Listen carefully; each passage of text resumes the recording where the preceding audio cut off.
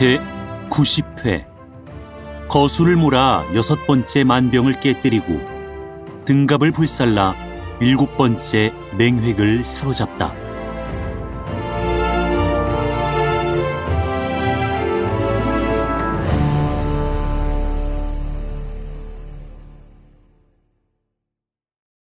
이때 공명이 맹획과 그 무리를 놓아 보내고 나서 양봉 부자에게 관작을 봉하고 만병들에게 상을 후하게 내리니 양봉의 무리는 절하여 살해하고 떠났다.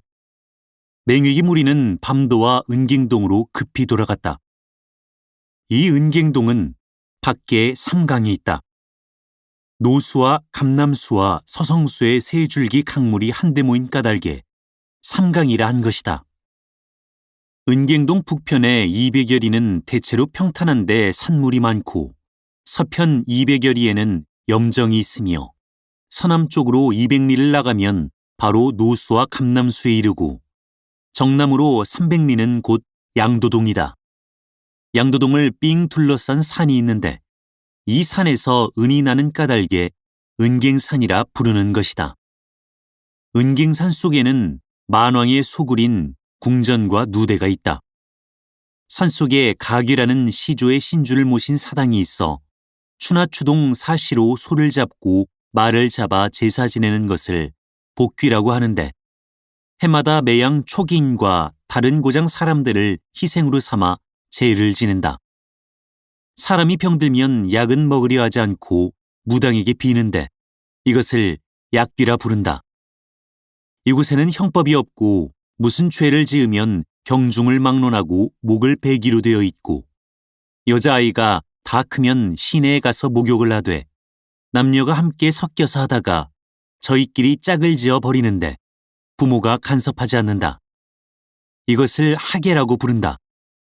비가 고르게 오는 해에는 벼농사를 짓는데 만약 여물지 않으면 뱀을 잡아서 국을 끓이고 코끼리를 삶아서 주식으로 먹는다. 주변 부락 중 큰 부락의 우두머리를 동주라 부르고 그 다음 가는 부락의 우두머리는 추장이라 부른다. 매달 초하루와 보름 두 날에는 모두 삼강성 안에 모여서 장사를 하고 물건들을 맞바꾼다. 이것이 그들의 풍속이다. 한편 맹획이 동중에서 일족 1000여 명을 모아놓고 말했다. 내가 매번 촉병에게 욕을 보았기에 맹세코 안갚음을 하려 하는데 무슨 고견들이 없는가? 말이 미처 끝나기 전에 한 사람이 썩 나섰다. 제가 제갈량을 무치를 사람 하나를 천거하겠습니다.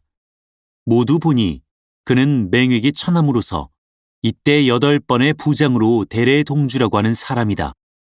맹획이 크게 기뻐하며 물었다. 여기서 서남방으로 가면 있는 팔랍동의 동주 목록대왕입니다. 그는 도술에 깊이 통해서 출진할 때는 코끼리를 타며 능히 비와 바람을 일으키며 매양, 호랑이, 표범, 승리양이, 이리, 독사, 전갈 등을 거느리는데 또 수하에 극히 영용한 3만 명의 신병이 있으니 대왕께서 친서를 쓰시고 예물을 갖추어 주시면 제가 직접 가서 청해보겠습니다. 목록대왕이 응랑만 하면 촉병쯤은 두려워할 것이 없습니다. 맹획은 기뻐하며 대례동주에게 글을 주어 떠나게 하고 한편 타사대왕이 삼강성을 지키도록 하여 전면을 지켰다. 한편 공명은 군사를 거느리고 삼강성으로 쳐들어왔는데 멀리서 바라보니 이 성이 3면은 강으로 둘러싸여 있고 한 면만 육로로 통하게 되어 있다. 그는 곧 위원과 조운에게 함께 일군을 거느리고 가서 육로로 성을 치게 했다. 촉병이 성 아래 이르자 성 위에서 화살이 일시에 비오듯 쏟아졌다. 원래 동중 사람들은 국노술이 이만저만 능한 것이 아니어서 노 하나에서 한 번에 화살이 10개씩 쏘아져 나가는데 살촉에는 모두 독약을 바른 까닭에 누구든 맞기만 하면 살과 가죽이 다 문드러지고 오장이 드러나 죽고 말았다. 조운과 위원이 쫓겨 돌아와 공명을 보고 독화살 이야기를 했다.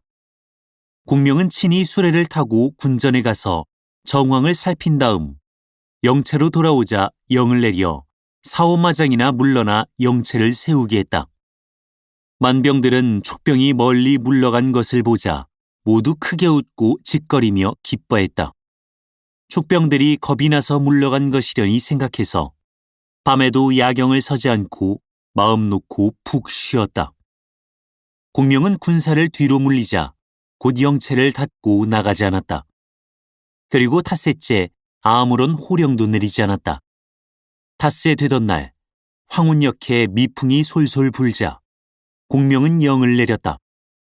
군사마다 저고리 하나씩을 준비하고 초경의 점검을 받도록 하되 없는 자는 그 자리에서 목을 베리라. 모든 장수가 그 뜻을 알지 못했지만 군사들에게 영대로 준비를 시켰다. 초경이 되자 또 영이 내렸다. 군사마다 저고리에 흙을 싸두도록 하되 없는 자는 그 자리에서 목을 베리라. 군사들은 역시 그 뜻을 알지 못했으나 영대로 준비하고 있을 수밖에 없었다. 공명은 또 영을 전했다. 모든 군사는 싼 흙을 가지고 다들 삼강성 아래에 가라. 먼저 당도한 자에게는 상이 있으리라. 군사들은 영을 듣고 다들 흙을 가지고 나는 듯이 성 아래로 달려갔다. 공명은 또 영을 내려서 흙을 쌓아 층층대를 만들되 먼저 성에 오르는 자는 첫째 가는 공으로 쳐주리라 했다. 이에 촉병 10여만 명과 항복한 군사 10,000여 명이 옷에 싼 흙들을 일제히 성 아래 쏟아놓으니 삽시간에 흙이 쌓여 산이 되며 성 위쪽과 이어졌다. 한 번의 군호 소리에 촉병들은 모두 흙더미를 밟고 성 위로 올라갔다. 만병들은 급히 국로를 쏘려 했으나 태반이 붙잡혔고 그 나머지는 성을 버리고 달아났다. 타사대왕은 난군 속에서 죽어버리고 촉의 장수들은 군사를 나누어서 만병들을 무찔렀다. 삼강성을 수중에 거두자 공명은 노획한 보물을 모두 삼군에게 상으로 나눠주었다. 겨우 도망친 만병이 맹획에게 가서 타사대왕이 전사하고 삼강성이 함몰당했소이다 하고 고하자 맹획이 소스라치게 놀라 한창 근심 중에 있는데 사람이 와서 또 고하기를 촉병이 이미 강을 건너 지금 본동 앞에 영체를 세웠다고 한다. 맹획이 쩔쩔매는 판에 호련 병풍 뒤에서 한 사람이 웃으며 나온다. 사내 대장부가 어찌 그리 용렬하십니까? 내 비록 일개 여인이기는 하지만 당신을 위해서 나가 싸워보겠습니다. 병풍 뒤에서 나온 사람은 맹획의 아내인 추경 부인이다. 부인은 대대로 남만에서 살아오는 추경 씨의 후손으로 비도를 백발백중으로 쓸 수 있었다. 맹획이 일어나 살해했다.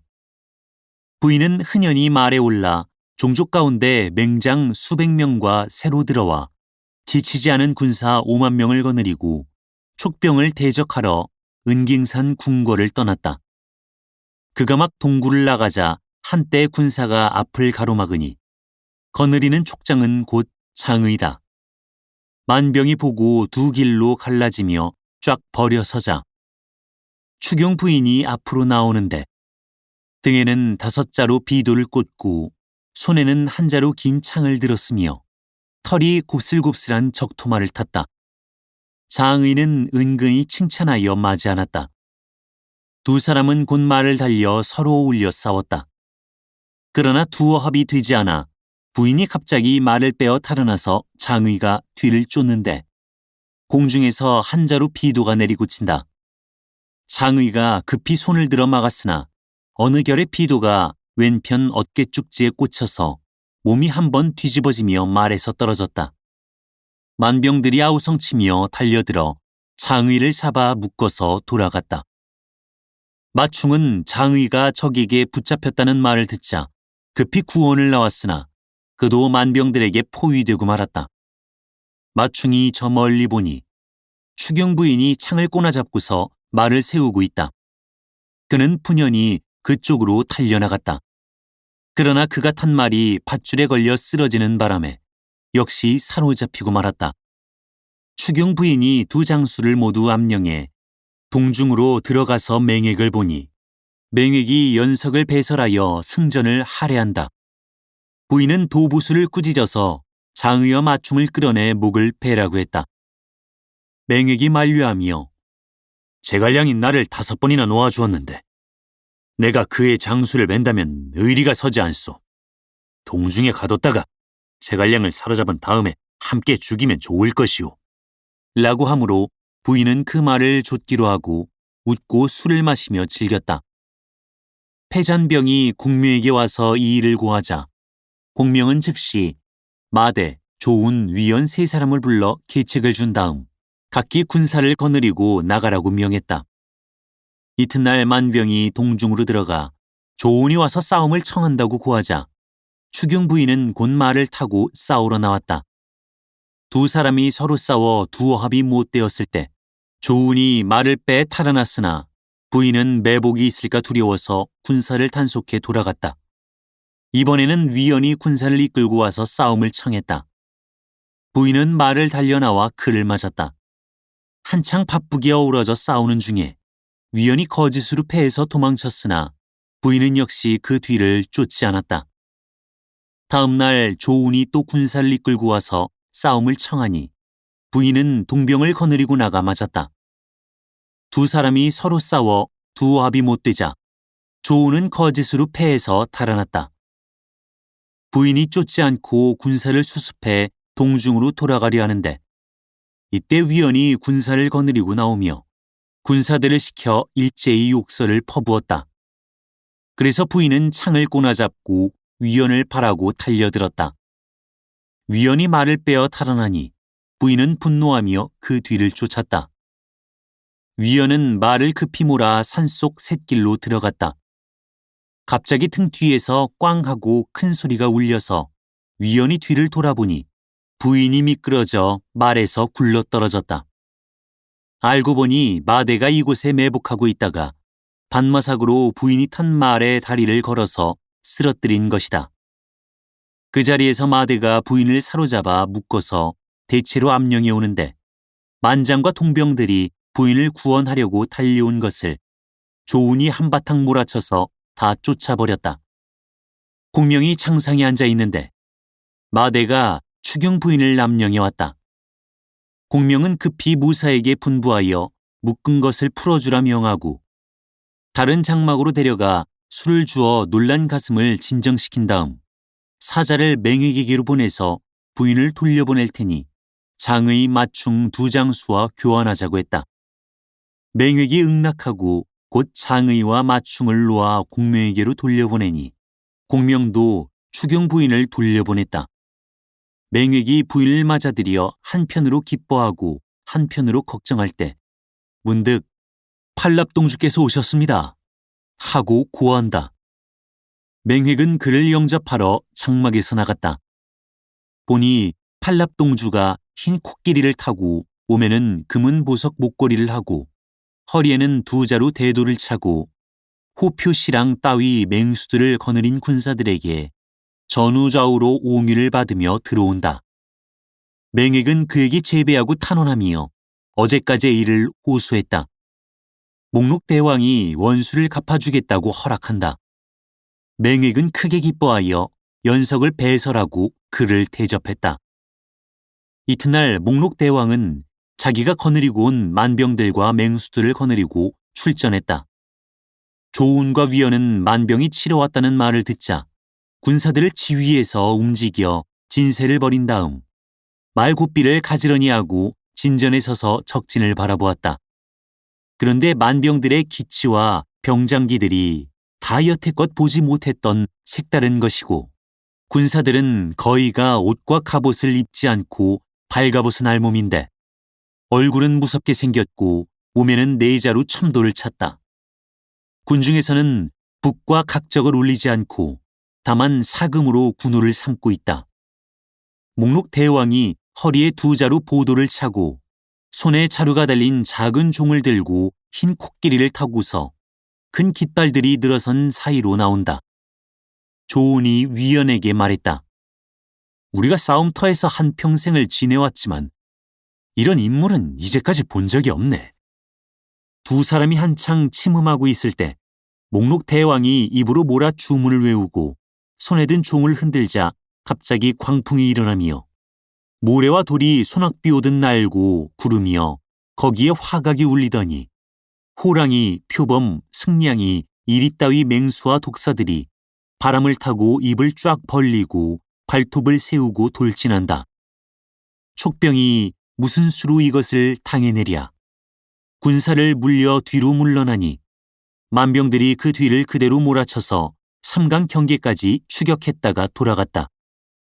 조운과 위원은 패병을 수습해서 돌아가 공명의 창전에 가서 이 일을 자세히 고했다. 공명이 웃으며 이것은 너희 두 사람의 죄가 아니다. 내가 초류에서 나오기 전에 이미 남만에 호표를 부리는 법이 있다는 것을 알고 촉중에 있을 때 이미 이 진을 깨뜨릴 물건을 만들어 두었다가 이번 원정에 술에 20대에 실어왔다. 오늘은 우선 반만 쓰고 반은 후에 쓸 때가 있으니 남겨두자. 하고 좌우의 명에서 붉은 칠한 술의 10대를 장하로 끌어오게 하고 검은 칠한 술의 10대는 뒤에 남겨두게 했다. 모든 사람이 다 그 뜻을 알지 못했다. 공명이 궤를 여는데 보니 그 안에 들어있는 것이 모두 나무로 깎아서 색을 칠해 놓은 큰 짐승들로서 오색실로 털을 삼고 강철로 이빨과 발톱을 만들었는데 한 개에 10사람이 탈만하다. 공명은 건장한 군사 1000여 명을 뽑아서 목각 짐승 100마리를 주고 안에 연기와 불을 낼 물건을 넣어서 수레 안에 감춰두라 명했다.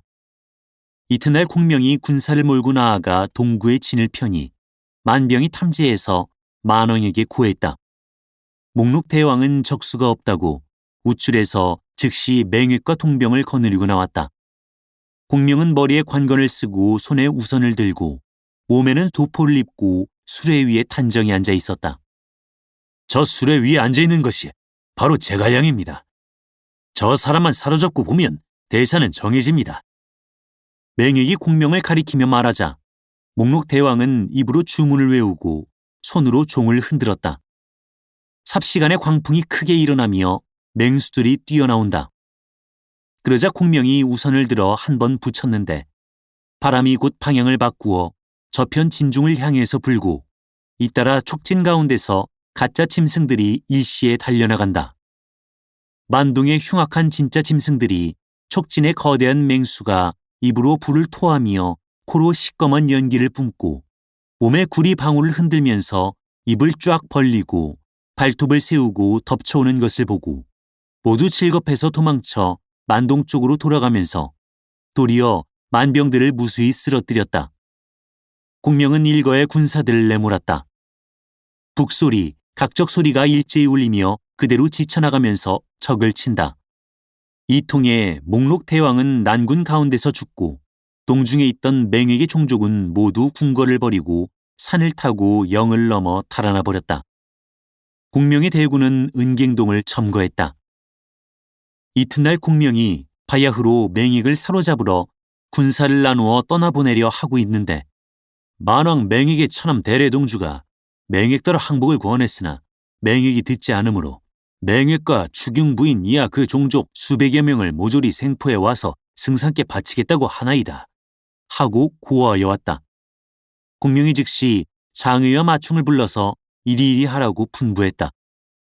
두 장수가 계책을 받고 2000명의 건장한 군사들을 양편 낭하에 매복해 놓자 공명은 수문장에게 명령하여 그들을 모두 들어오라 했다.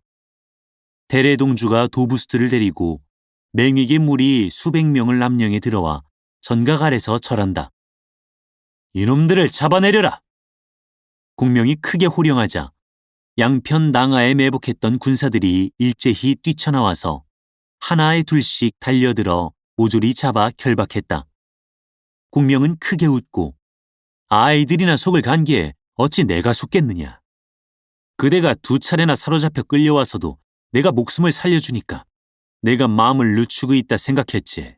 그래서 거짓으로 항복하는 척하고 동중에서 나를 죽이려 한 것 아닌가. 하고 곧 무사를 호령해서 그들의 몸을 뒤져보게 했다. 과연 제각금 날카로운 칼들을 감춰 가지고 있다. 공명은 맹획에게 물었다. 그대가 원래 네 영내에서 사로잡히면 신복하겠다 했는데 오늘은 어떠한가? 이번 일은 우리가 제 발로 걸어서 죽으러 온 것이지 당신이 능하기 때문이 아니니 나는 아직 복종을 못하겠소. 그대가 6번이나 사로잡혀도 복종하지 않으니 대체 어느 때면 항복하겠는가?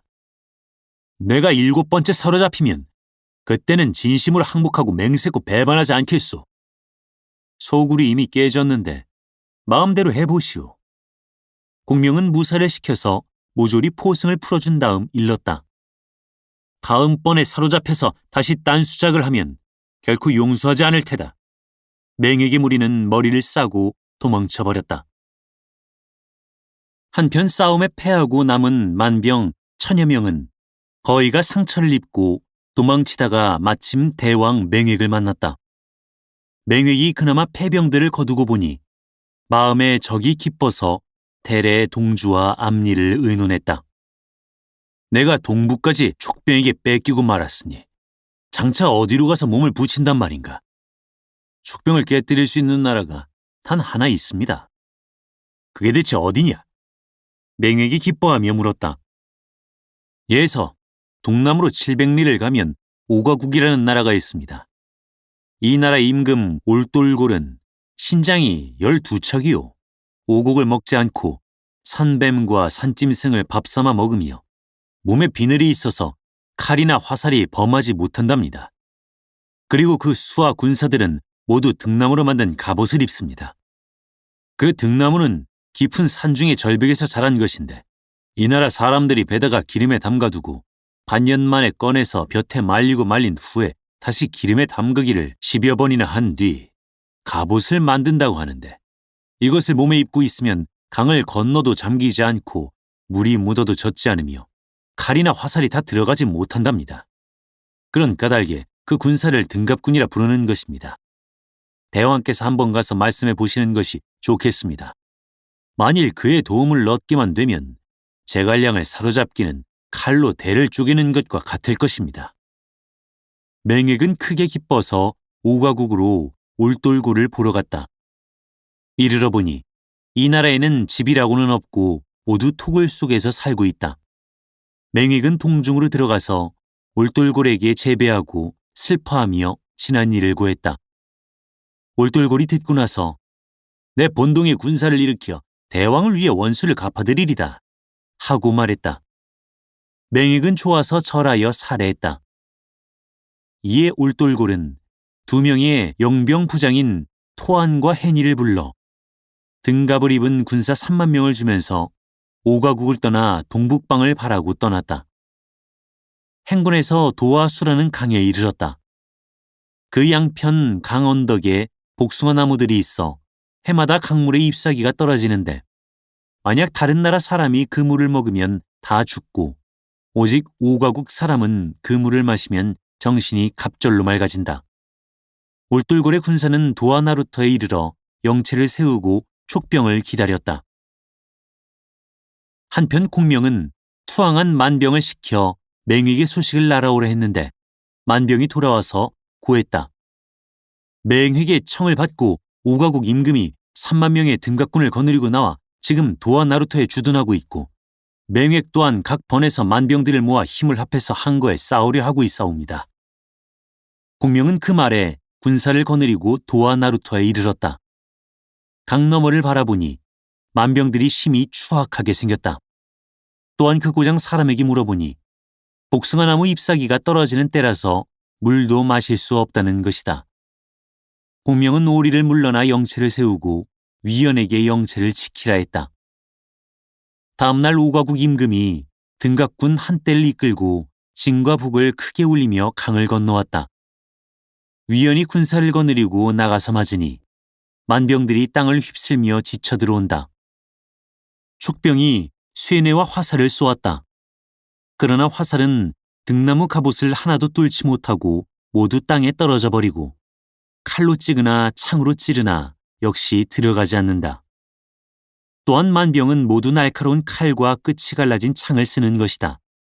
촉병들이 무슨 수로 이것을 당해내랴. 모두 패해서 달아났는데 만병은 뒤를 쫓지 않고 그대로 돌아간다. 위원이 말을 돌려 만병의 뒤를 쫓아 도하나루터까지 이르러 보니 만병들이 갑옷을 입은 채 물을 건너가는데 그 중에 피곤한 자들은 갑옷을 벗어 물 위에 놓고 그 위에 턱 앉아서 건너는 것이 아닌가. 위원은 급히 대체로 돌아가 공명에게 그 이야기를 자세히 했다.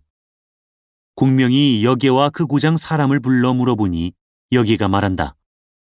제가 일찍이 남만 가운데 오가국이라는 인륜이 없는 나라가 있다 들었습니다. 그들은 등갑으로 몸을 막고 있어서 쉽게 상처를 입힐 수 없다 했고, 또 도와 수라는 이상한 강이 있어서 본국인이 마시면 정신이 갑절 더 맑아지지만 타국인이 마시면 즉사한다 합니다. 이러한 만방을 설사 평정하신데도 무슨 유익함이 있겠습니까? 빨리 회군에 돌아가시느니만 못할 것이옵니다. 그러나 공명은 웃으며 말했다. 내가 고생스럽게 여기까지 온 터에 어떻게 그리 쉽게 가겠나. 내일 만병을 평정할 계책을 세우겠네. 공명은 조은으로 하여금 위원을 도와 영체를 지키게 하되 경솔하게 나가지 말라 했다. 다음날 공명은 그 고장 사람의 길인도를 받아 몸소 수레를 타고 도와 나루터 북쪽 언덕의 궁벽한 산중으로 가서 두루 지리를 살폈다. 산이 험하고 영이 높은 곳에 이르러서는 수레를 버리고 걸었다. 어느 산 앞에 이르러서 한 골짜기를 바라보니 모양이 긴 뱀과 같은데 사면이 모두 깎아지른 석벽이요. 나무라고는 한 그루도 없고 한가운데 큰 길이 하나 있다. 공명이 길잡이에게 물었다. 이 골짜기 이름이 무엇인가?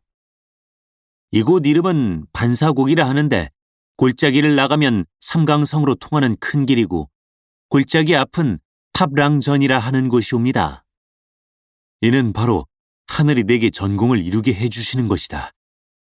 공명은 크게 기뻐하며 먼저 온 길로 돌아 나와서 수레에 올라 영체로 돌아와 마대를 불러 분부했다. 내 그대에게 검은 칠한 괴짝이 실린 수레 10대를 줄 것이니 대로 만든 장대 1000개를 준비하시오. 귀 안에 들어있는 물건은 이러이러한 것이니 본부병으로 반사국 양쪽 어기를 지키고 있게 하고 시킨 대로 행하시오.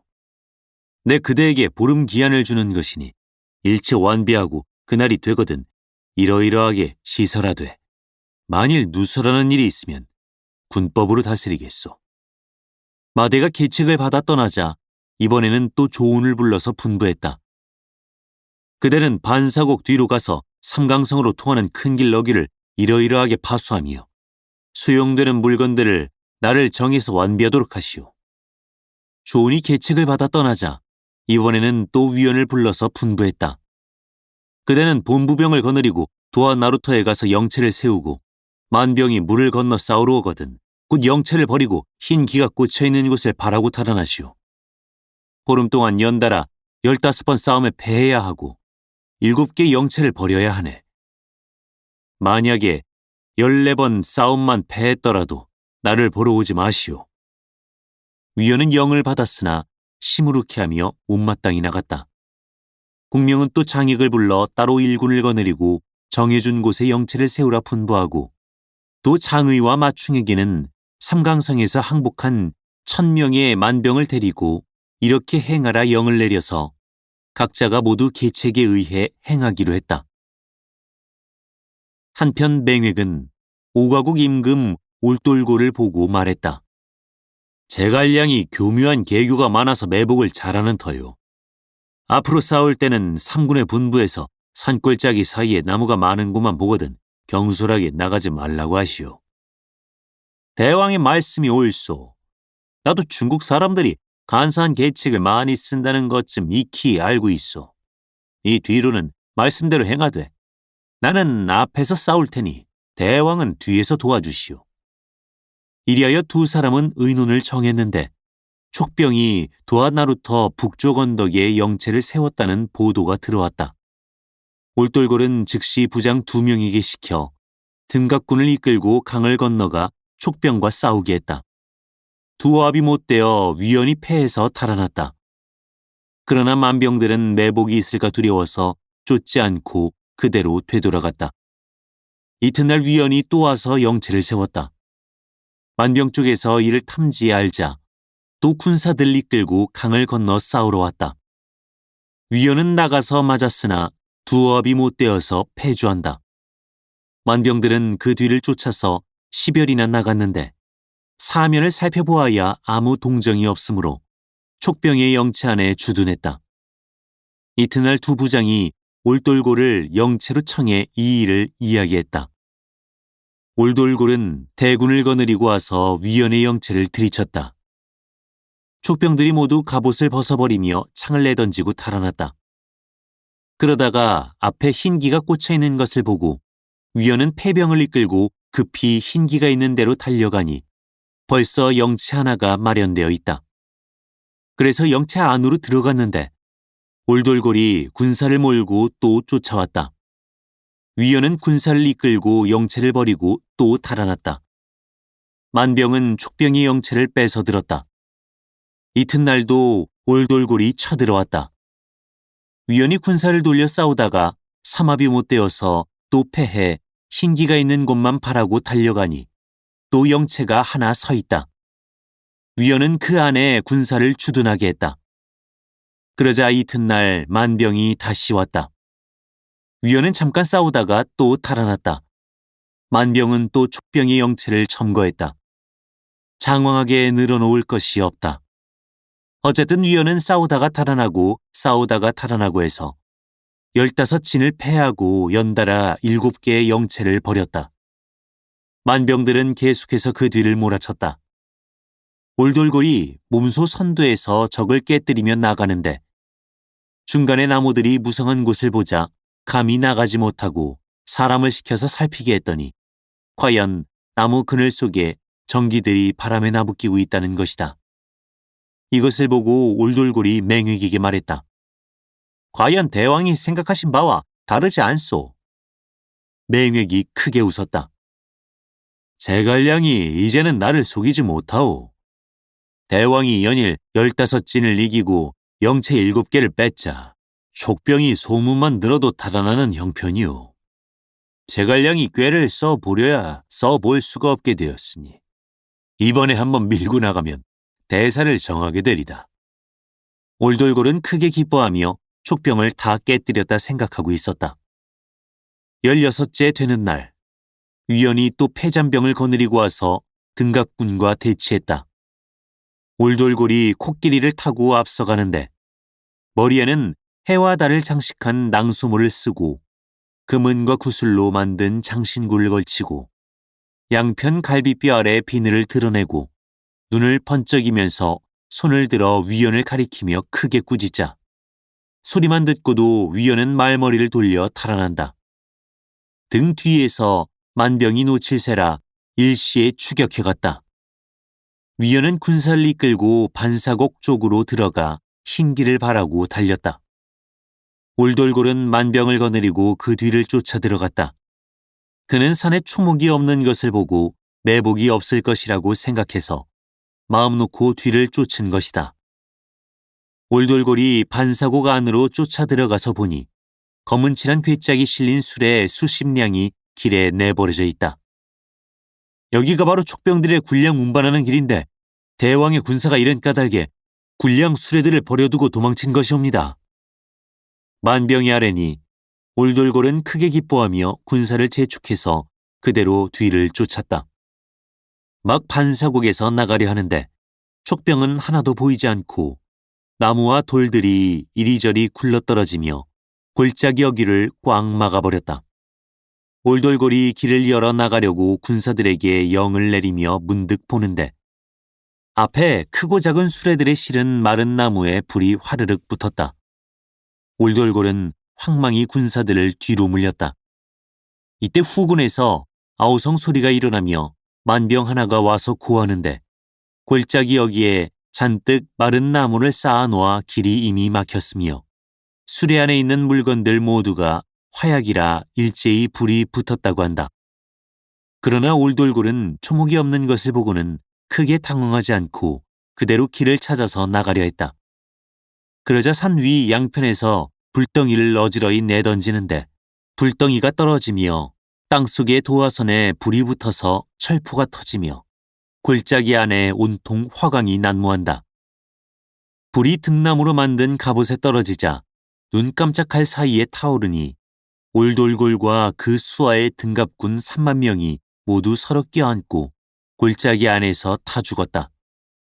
만병들이 불에 타서 다리를 뻗은 채 쓰러졌고 태반이 철포에 얻어맞아 머리와 얼굴이 산산이 부서져서 죽으니 송장 타는 냄새로 숨이 턱턱 막혔다. 이 광경을 산 위에서 내려다보던 공명은 눈물을 흘리며 내가 비록 나라에는 공이 있으나 제 명을 다 살지 못하리로다 하고 탄식했다. 좌우의 장수와 군사들이 듣고 비탄에 맞지 않았다. 이때 맹획은 영치 안에 남아서 만병들의 회보를 기다렸다. 문득 천여 명 만병이 영치 앞에 와서 기뻐하며 절한다. 오가구 군사가 촉병과 대판으로 싸워서 제갈량을 반사곡 안에 넣고 애워싸고 있으니 대왕께서 그리로 접응하러 오시라 합니다.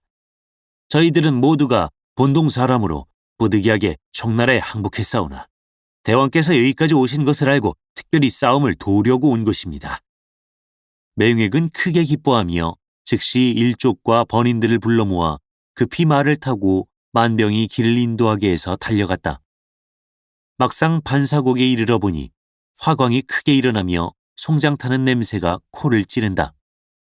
맹획은 계책에 빠진 것을 짐작하고 급히 군사를 뒤로 물리는데 좌편에서 장의, 우편에서 마충이 지쳐나온다.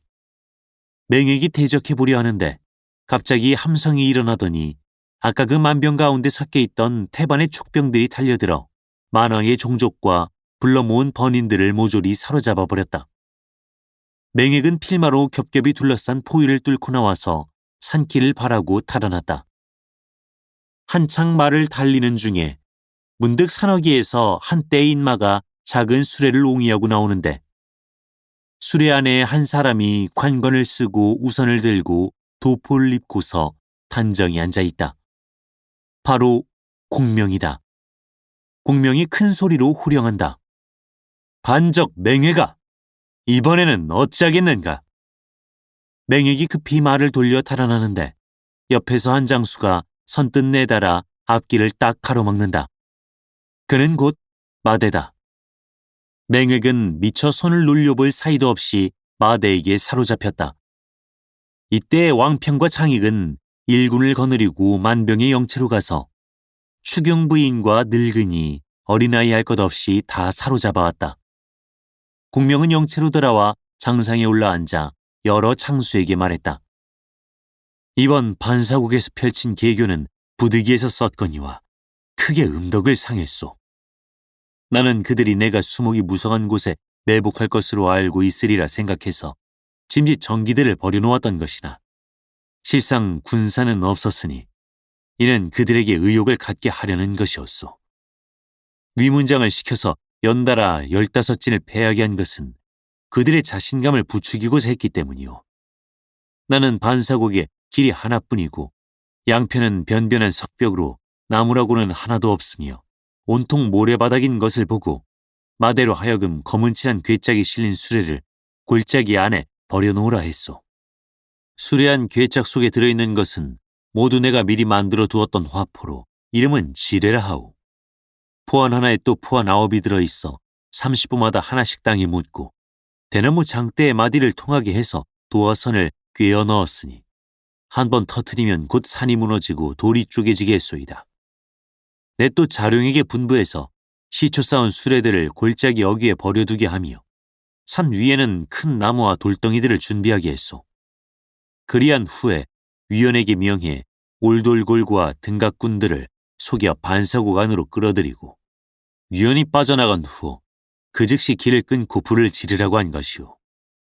내 들음에 물에 이로운 것은 반드시 불에 이롭지 않다라고 했으니 등나무, 갑옷이, 칼과 화살은 들어가지 못하나 기름을 먹여 만든 물건이니 불이 잘 붙는 것이오. 만병이 그처럼 완악하니 화공이 아니면 무슨 수로 이기겠소. 그러나 오가국 사람들로 하여금 그 자손을 남기지 못하게 한 것은 나의 큰 죄라 하지 않을 수 없소. 공명의 말을 듣고 나자 모든 장수는 배복했다. 승상의 기모는 귀신도 모를 것이옵니다. 공명은 맹획을 남령에 드리라고 분부했다. 맹획이 끌려 들어와서 장하에 무릎 꿇는다. 공명은 그 묶은 것을 풀어주고 다른 장막으로 데려다 주식을 내리고 놀란 가슴을 진정시킨 다음 주식을 맡아보는 관원을 불러서 이리이리 하라고 분부해 보냈다. 이때 맹획이 추경부인이며 맹우, 대래동주와 모든 종족과 더불어 다른 장막에서 술을 마시고 있노라니까 문득 한 사람이 장중으로 들어와서 말했다. 승상께서 대면하기 부끄러우니 공을 만나고 싶지 않다 하시면서 특히 저에게 분부하시길 공을 놓아보내 다시 군사를 모아 승부를 결정하게 하라 하시니 공을 속히 돌아가십시오. 맹획은 그 말을 듣고 눈물을 흘리며 말했다. 7번 사로잡아 7번 놓아준다는 것은 자고로 있어 본 적이 없는 일이요. 내 비록 왕화를 입지 못한 사람이지만 예의를 아는 터인데 어떻게 그처럼 염치가 없을 수 있으리까. 맹획은 형제 처자와 그 일족을 모두 데리고 공명의 장막 아래 엎드려 육단하고 사주하며 꿇어앉았다. 승상의 하늘 같으신 은혜를 받았으니 남방 사람들은 다시 배반하지 않겠소이다. 공이 이제는 복종하겠소. 자자손손 승상께서 살려주신 이 은혜를 잊지 않겠습니다. 어찌 복종하지 않겠습니까? 맹획이 눈물을 흘리며 말하자 공명은 그를 장상으로 청에 올리고 연석을 베풀어 경하한 다음 맹획을 기리동주로 삼고 빼앗았던 땅을 모조리 다 돌려주었다. 맹획의 종족과 모든 만병이 감격하고 모두 기뻐하며 좋아서 뛰며 돌아갔다. 후세 사람이 공명을 칭찬해서 지은 시가 있다. 관건 쓰고 우선 들고 삼군을 호령하여 칠금의 묘한 계책 만왕 항복 받았다네. 오늘까지 남만에서 그의 위덕 전하나니 높은 언덕 위에 사당들이 섰구나. 이때 장사 비의가 들어와서 공묘에게 말했다. 이번에 승상께서 친히 장사들을 거느려 깊이 불모의 땅에 들어오셔서 만방을 평정하심에 만왕이 이미 귀순한즉 관리를 두어 맹획과 함께 지키게 하심이 어떠합니까? 그렇게 하면 3가지 어려운 일이 생기노라.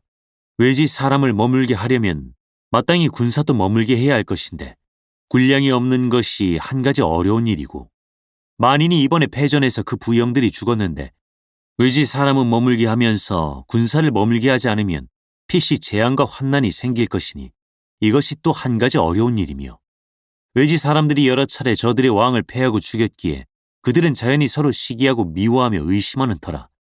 외지 사람을 머물게 하면 믿지 않을 것이니 이것이 3번째로 어려운 일이요. 내가 관리도 머물게 하지 않고 양식도 나르지 않으면 자연히 서로 무사하게 지낼 것이요. 모든 사람은 다 탐복해 마지 않는다. 이리하여 남만 사람들이 모두 공명의 은덕에 감격하여 공명을 위해 생사당을 지어 사시사철 제사를 지내며 모두 그를 잡으라 부르고 각기 진주와 금은보와 붉은 오칠염료와 약재, 소와 말들을 보내 군용에 보태게 하고 다시는 배반하지 않을 것을 맹세했다. 이로써 남방은 완전히 평정되었다. 공명은 잔치를 열어 삼군을 치하한 다음 회군하여 촉으로 돌아가기로 하고 위원에게 본부병을 거느려 전대로 서라고 명했다. 위원이 군사를 이끌고 노수에 이르자 호련 시커먼 구름이 사면에서 모여들며 강 위에 일진 광풍이 불더니 모래가 날고 돌이 굴러 군사들이 전진할 수 없었다. 위원은 군사를 뒤로 물리고 공명에게 이 일을 고했다. 공명은 맹획을 청해 물어보았다. 경계 밖의 만인들이 항복하고 나니 강변의 귀졸들이 또 미쳐 날뛰누나. 맹획이 어떻게 말했는고 다음 회를 보라. 사단법인 올제 제작, 낭독 공준호, 번역 연변인민출판 삼국지 번역팀.